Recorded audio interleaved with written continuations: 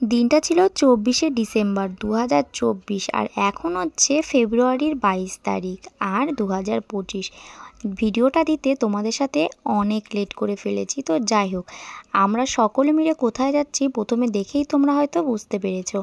আজকে ছিল কিন্তু ভোরবেলা ওঠার দিন। তো ভোরবেলা সকলে মিলে উঠে বাড়ির সমস্ত কাজ কমপ্লিট করে চা বানিয়ে তারপরে বেরিয়ে পড়লাম রেডি হয়ে। আর এই ভোরবেলা স্নান করতে যে কী ঠান্ডাটাই না লাগছিল কি বলবো। তো যাই হোক, ফাইনালি ভোর 4টের সময় উঠে বাড়ির সমস্ত কাজ কমপ্লিট করে তারপরে কিন্তু স্নান করে চা বানিয়ে তারপরে কিন্তু আমরা সেকেন্ড ট্রেনটা ধরেছিলাম। এটা ছিল দত্তপুকুরের সেকেন্ড ট্রেন, যেটা ছিল 5টা 30-এ।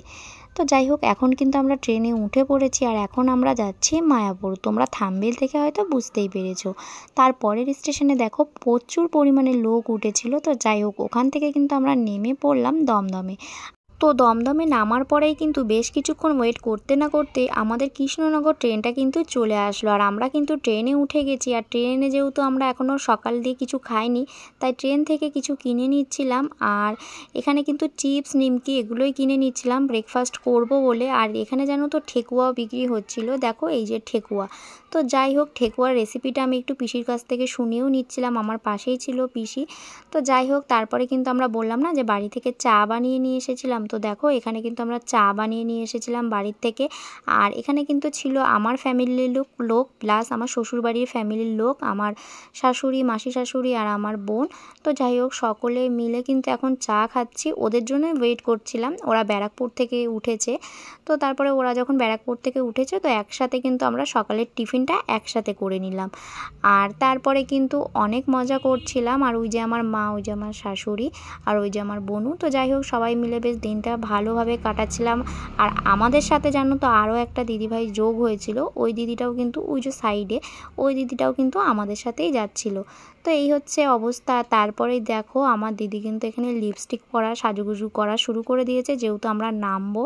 আর যেহেতু অনেক সকালবেলা উঠেছিলাম ঘুম থেকে, তো সেইভাবে কিন্তু কোনো সাজুগুজু করা হয়নি, তাই ভাবলাম এখন একটু হালকা করে লিপস্টিক পরে নিই। তো দিদি পরছিল বলে আমিও একটুখানি এখানে লিপস্টিক পরে নিলাম। তো এখন নেমে পড়লাম। আর নেমে কিন্তু দেখছিলাম প্রচুর ভিড়, সেদিনকে প্রচুর ভিড় হয়েছিল ওখানটায়, এই সময়টা আর কি ওখানে প্রচুর ভিড় হয় মায়াপুরটা। তো তারপরে দেখো প্রচুর পরিমাণে ভিড়। ওখান থেকে আমরা টোটোতে করে অনেকটা ঘুরে ঘুরে গেছিলাম। আর একটা টোটোই হয়নি, আমাদের দুটো টোটো আর কি বুক করতে হয়েছিল। তো ওরা উঠেছিল, মাটা তারপরে শাশুড়ি। আর আমরা কিন্তু এই আর একটা টোটোতে আমি, দিদি, পিসি সবাই মিলে উঠেছিলাম। আর বেশ ভালোই মজা হচ্ছিল। আর দিনটা অনেকটা সুন্দর কেটেছিল আমাদের। তো যাই হোক, কোথায় যাচ্ছি বলো? নবদ্বীপ যাচ্ছি। এই মায়াপুর যাচ্ছি। এই যে আমাদের নায়িকা কি করতে? আর পিছনে সবকিছু বলে। তো তোমরা দেখতেই পেলে আমরা কিন্তু ঠিক এইভাবে হাসি খুশি মজা করতে করতে গেছিলাম। অনেক ছোটোবেলায় মায়ের সাথে কিন্তু একবার গেছিলাম নগরদ্বীপে, তারপরে আর যাওয়া হয়নি। ইচ্ছা ছিল ফুল ফ্যামিলি নিয়ে যাওয়ার।